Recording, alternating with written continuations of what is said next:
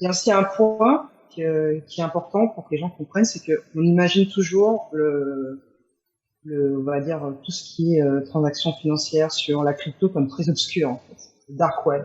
Alors que c'est complètement l'inverse. Comme a dit Ted, toutes les transactions sont sur une base de données qui serait en fait accessible à tout le monde. Et c'est une grande différence qu'il y a entre le Web 2 et le Web 3, c'est que les données sont visibles, en fait. Donc on peut savoir ce qu'on fait avec ce qui se passait, à quel moment, etc., etc.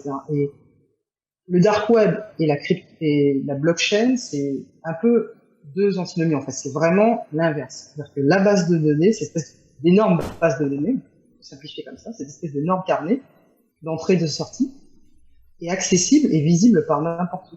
C'est-à-dire qu'on peut pas cacher ce qu'on fait, en fait.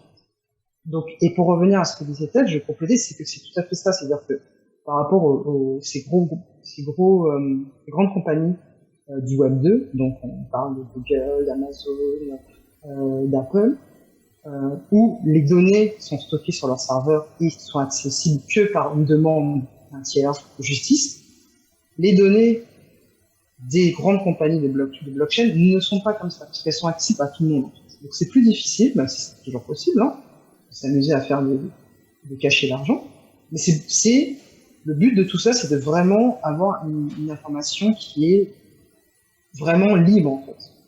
C'est accessible à tout le monde.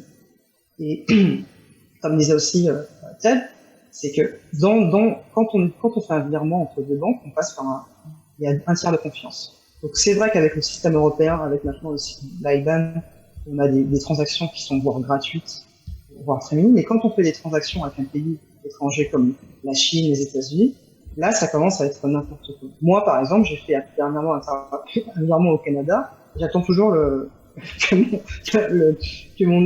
réception de ce virement parce qu'en fait, il y a eu un problème de routage et qu'on ne sait pas où il est et que en fait, la Martinique, c'est pas la France. Enfin bref, c'est très compliqué et on sait pas où est l'argent. Ce problème-là, il est un peu plus simple dans la blockchain puisque quand on fait une transaction, il n'y a pas de tiers de confiance. On fait une transaction, on a deux adresses A et B. Point. Il faut juste pas se tromper dans l'adresse. Mais il n'y a pas quelqu'un qui est au milieu, un middleman, qui va récupérer votre argent et va l'envoyer ailleurs.